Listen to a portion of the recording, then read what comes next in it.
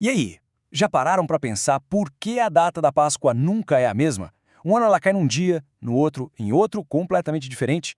Pois é, hoje a gente vai entender de uma vez por todas por que a celebração mais importante do cristianismo parece que dança pelo calendário. Olha só que curioso. Ao contrário do Natal que está lá cravado no dia 25 de dezembro, a Páscoa não para quieta. Um ano em abril, de repente no outro já volta para março, é uma verdadeira dança das datas.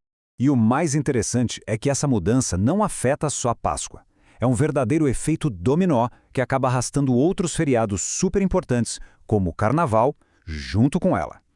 Então, qual é o grande segredo por trás desse enigma? Bom, vamos mergulhar nessa história. Para começar a resolver esse quebra-cabeça, a primeira pista não está nem no cristianismo. A gente precisa voltar, milhares de anos no tempo. Acontece que a Páscoa cristã nasceu diretamente de uma tradição judaica, o Pêssar. E o Pêssar, por sua vez, segue um calendário bem diferente do nosso, um calendário lunisolar. Basicamente, ele tenta fazer as pazes entre os ciclos da Lua e o ano solar. E essa tarefa de tentar sincronizar a Lua, o Sol e ainda por cima garantir que a festa caísse num domingo, isso virou uma ciência na Idade Média. Era o chamado cômputo pascal. Pense numa mistura de astronomia com matemática e, claro, muita teologia. Ok, então para tentar colocar ordem na casa e fazer todo mundo celebrar junto, os primeiros líderes cristãos tentaram criar uma regra que valisse para todos, uma regra única. E aí a gente chega na famosa fórmula que muita gente acredita ter sido criada lá no Concílio de Nicéia. A regrinha parece simples, né? A Páscoa acontece no primeiro domingo, depois da primeira lua cheia, que ocorre a partir do equinócio da primavera, lá no hemisfério norte. Simples. Só que não. Por quê? E aqui vem a parte mais interessante.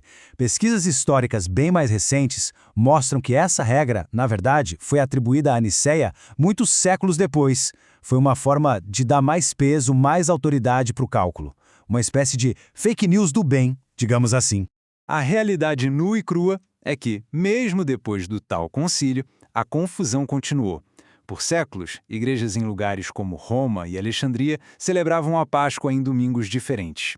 A tal da unidade ainda estava bem longe de acontecer. Mas a grande virada nessa história, o plot twist que causa a diferença de datas até hoje, aconteceu mais de 1000 anos depois de Niceia. Em 1582, o Papa Gregório XIII botou ordem na casa e criou o calendário gregoriano, que é muito mais preciso e é o que a gente usa hoje. Só que as igrejas ortodoxas lá do Oriente não gostaram da ideia não, bateram o pé e continuaram usando o calendário antigo, o juliano. E é isso. Esse é o ponto crucial. Essa briga de calendários é o principal motivo pelo qual, até hoje, a Páscoa católica e a Páscoa ortodoxa quase nunca acontecem no mesmo dia. E essa confusão toda de calendários não é só uma curiosidade histórica, não. Ela mexe e muito com o nosso bolso, com a economia do mundo moderno.